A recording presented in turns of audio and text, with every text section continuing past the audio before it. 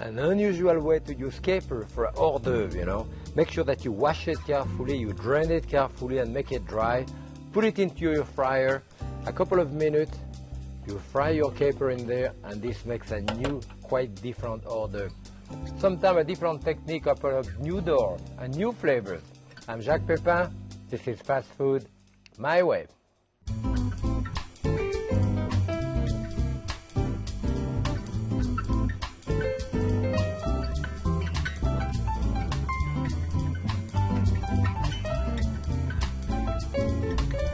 Happy cooking.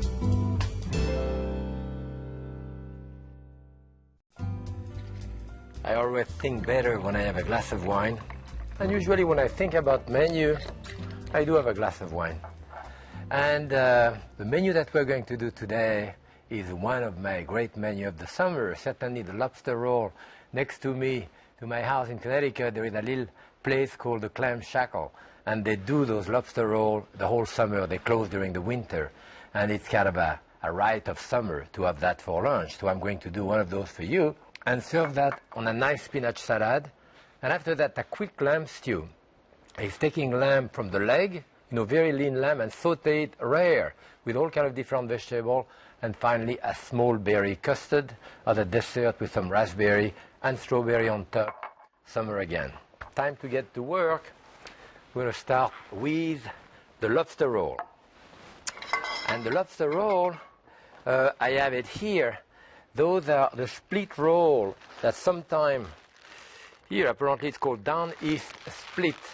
In New York often that will go Philadelphia roll. And those of course you brown nicely in butter on each side. So this is the classic, well it's a hot dog roll, but it's the classic roll for the lobster.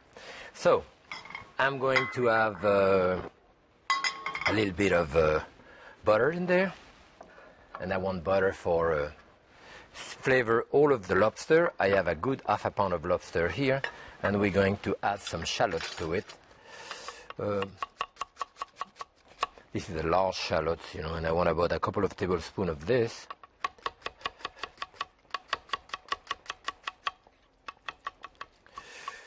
That's it.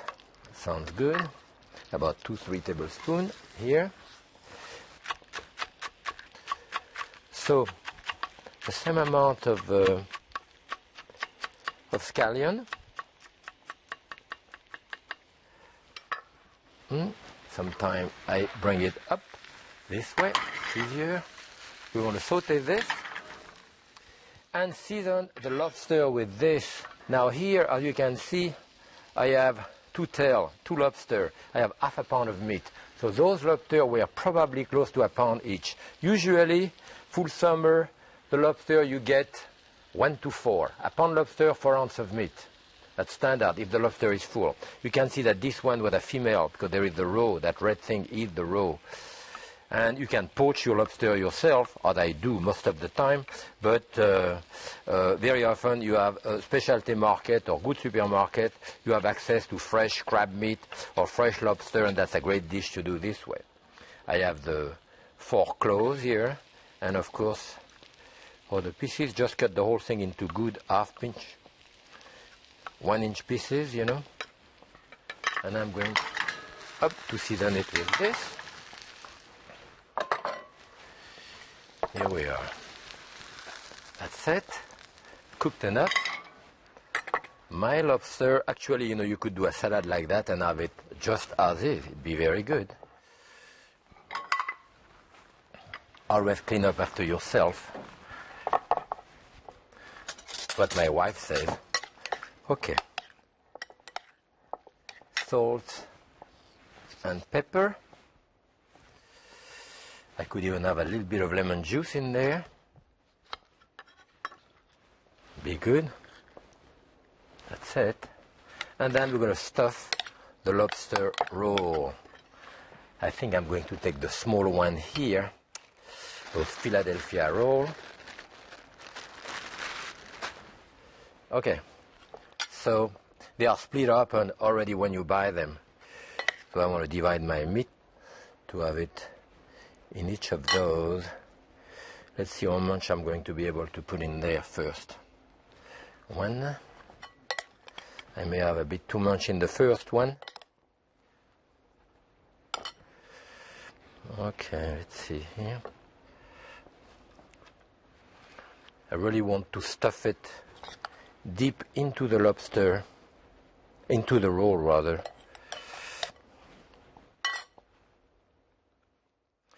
It's good this way, but it will be even better when it's roasted either on a skillet or in the oven. In the oven it makes it easier even.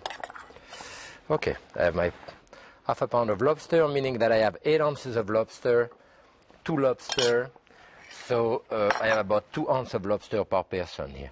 I really want to push it into it and stuff it as much as I can. Now on top of this, I want to put a little bit of butter here and butter on the other side. And that we put them directly to cook in this about 400-degree oven. You know, you can prepare those ahead, actually have them even in the refrigerator and have them, put them in the oven when you're ready, when you have guests. This will take about 10 minutes.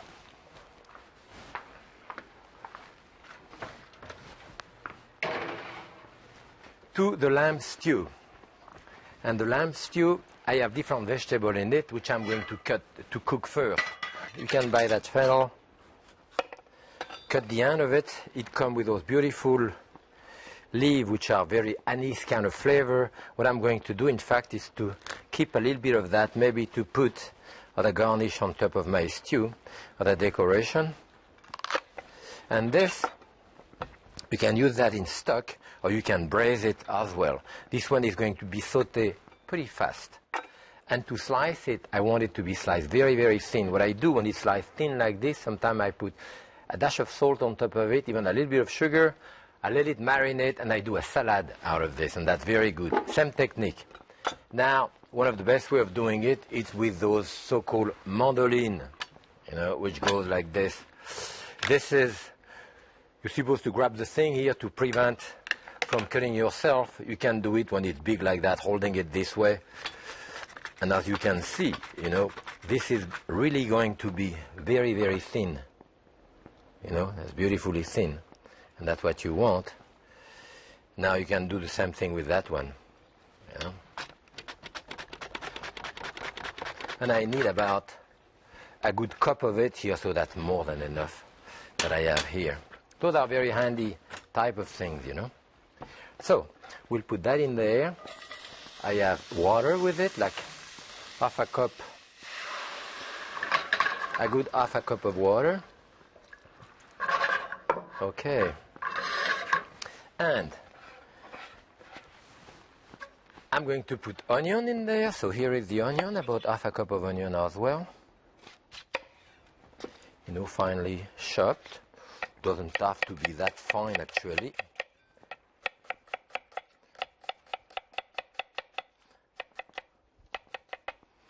Okay, that's about half a cup.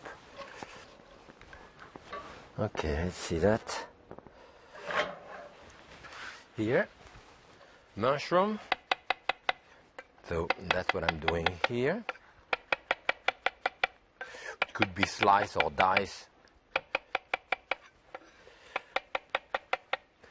So I have onion there, the fennel. I'm going to put salt, pepper in there, and the garlic. So maybe 4 cloves of garlic like this. That would be good. Crush it and just coarsely chop it.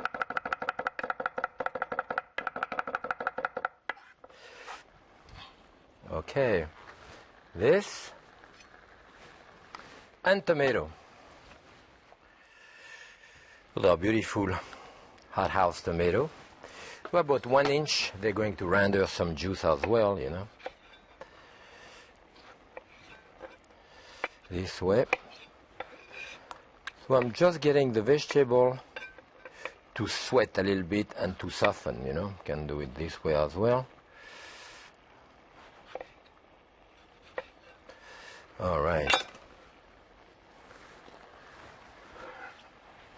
I think I have all of my vegetable there. And this will take a couple of minutes, you know, to cook. For 5 minutes. And now the lamb. Now I have a very, very lean lamb here, usually from the back leg, you know, what we call the gigot, or the back leg. And as you see, this is lean, relatively inexpensive, I mean, compared to the rack or thing like this. And we're going to saute that rare. So you want it lean, and the butcher can do it for you, or you can buy a leg of lamb, a piece, and trim it of fat and cut it, or buy lamb stew, maybe this way.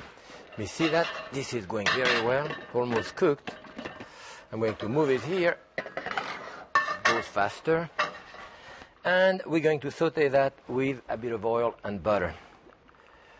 So, this.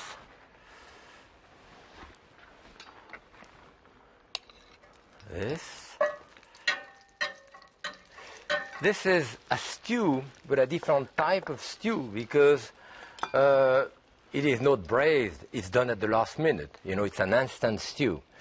So it's done rare, like you would do a lamb chop and so forth.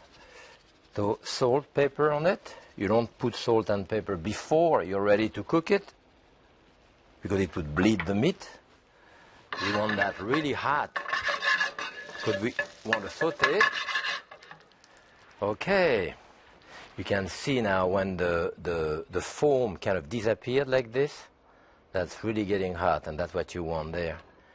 This happened to be a non-stick pan, but another pan would go fine too. You want to put that into one layer, you know. Okay. Here it is. I have about 2 pounds of meat here. Yeah, about 2 pounds of meat for 4 people. It's about 8 ounces, which is more than enough. Okay, so that will cook 3 or 4 minutes on each side. I want to rest my finger. Okay, and one of the garnish that we have with it, which we do in the south of France also, is actually bread. This is a leftover bread, you know, kind of country bread too, and some almond, you know. We put that as a garnish on top, and to use it, you know, I use that all the time, that kind of mixture. Sometime on top of it here, I put some herbe de Provence, you know, Italian seasoning, a little bit of olive oil. You can put different seasoning. You can put the nut or no nuts, you know, and use that on top of salad, on top of soup, on top of stew. I use it all the time. You use it this way, or then you want to crush it like this.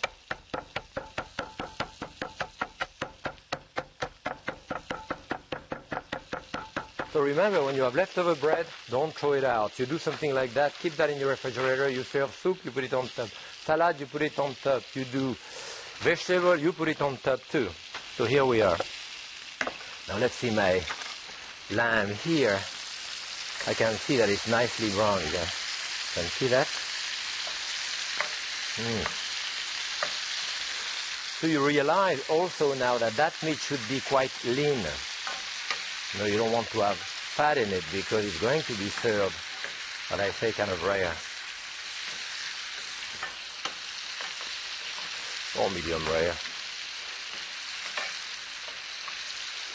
So that you would have to do it in a large skillet to have one layer, and with the highest amount of heat that you can get, you know. Okay, that's brown on the sides. That's pretty good. You see that now? You can see that there is almost no liquid left. I think it's tender. I'm going to leave it open to evaporate a bit of the liquid still.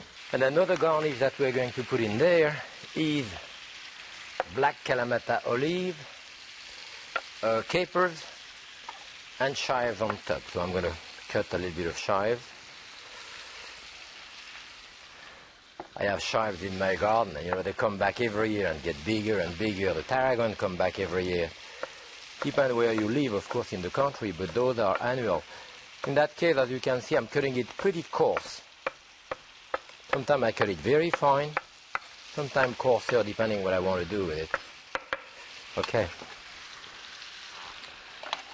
Well, you know, I can grab one of those. I can fill it.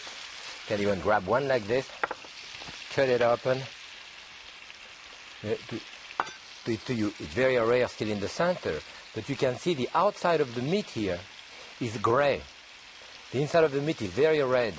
If I let it rest 2-3 minutes, which I'm going to do, the whole thing will be pink. Because the outside of the meat here has been shrink because of the heat. It shrink itself and the juice is pushed toward the center. When it relaxes, the whole thing will get pink. Very good. So I'm putting that in there. This, with whatever juice I have left in there, will go there too.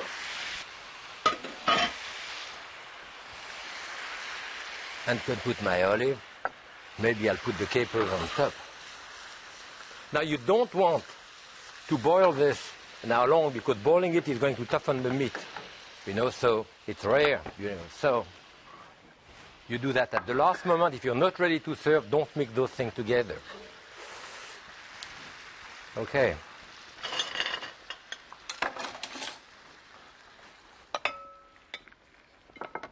A big stew for 4 could easily be for 6, you know. That stew. Whoop. Now, let me clean up my mess a little bit around. Then capers on top. Chives. Get all the color there. All the color and all the taste. And of course, my secret ingredient there,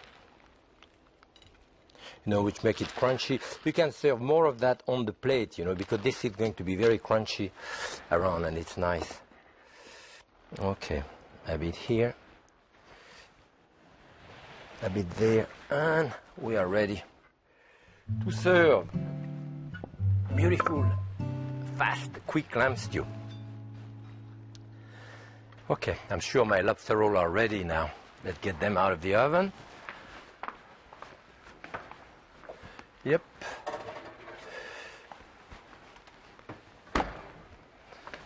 Beautifully brown lobster roll there.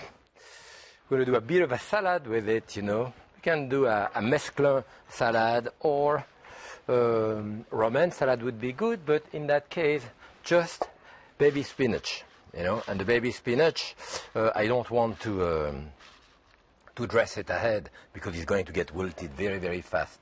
So there I put cracked pepper, dash of salt on top of it, a little bit of lemon juice, you know, citric acid, and you want a great olive oil on that. Let's serve the salad this way, at least for 2.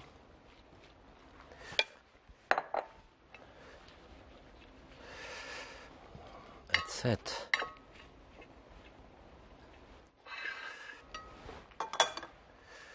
Let's see. It's brown on each side, nicely brown. What I do there, you can serve them as they are, but I like to trim the end of it, cut them in 2, and then in 2 again. And then we present them this way, you know. A lobster roll, stuffed lobster roll, stuffed with lobster. Okay. It's a different way, certainly, of presenting your lobster roll. And you're going to be a big hit with that one. So tidbit of lobster roll, you know, on the salad. And now I think we're ready to make dessert. Crème pâtissière, the pastry cream, which is classic in cooking. I have a 1.25 cups of half and half here. 2 eggs.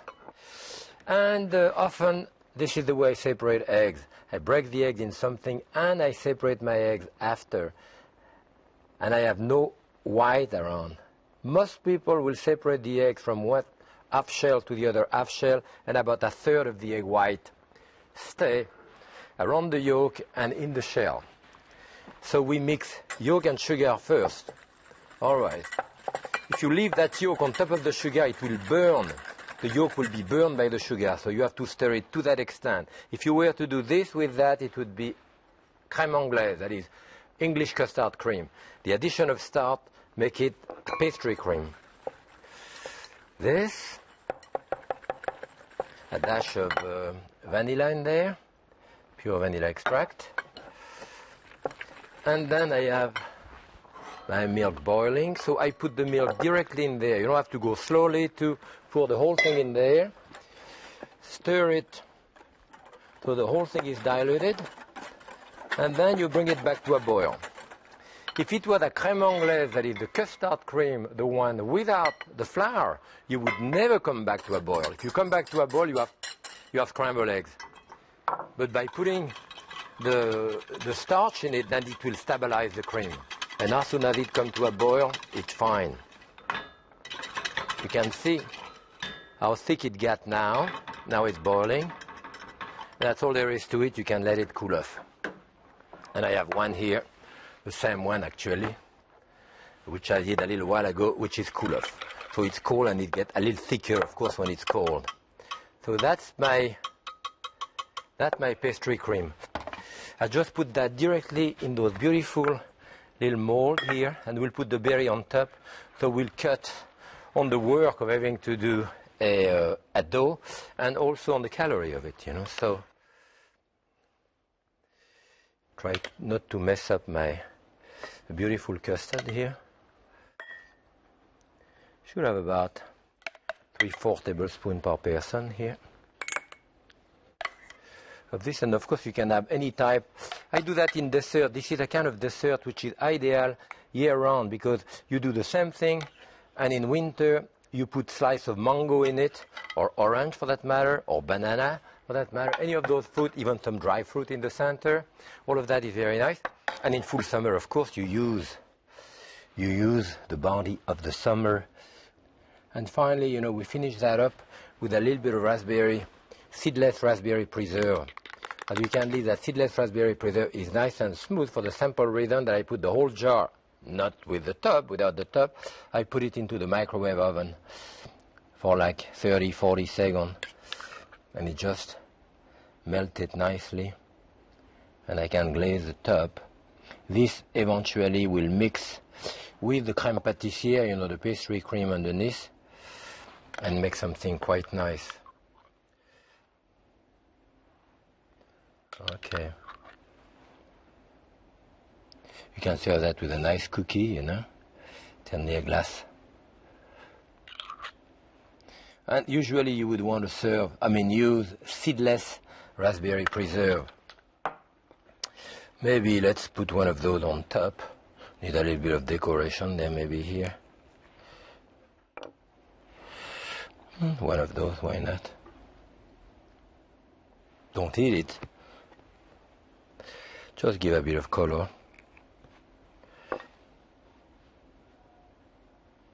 Okay, so here we have nice, small, elegant dessert that we have here. And of course, I serve that with a shortbread. That's very good. Any cookie will work. And with our menu today, I think a little bit of Merlot. This is a Merlot from Napa, which happened to be very full, very vibrant, very blackberry-like. It's going to be great with that lamb. As you can see, I cut a couple of the pieces of lamb to show you how rare it is inside. That's the way it should be. Remember, that lamb has been cooked 2-3 minutes on each side, so it's an instant, quick lamb stew. So remember, the supermarket is your prep cook. You get your lamb there, you get your berry, you get your lobster all done. So the supermarket, being your press cook, use it, makes life easier. Happy cooking.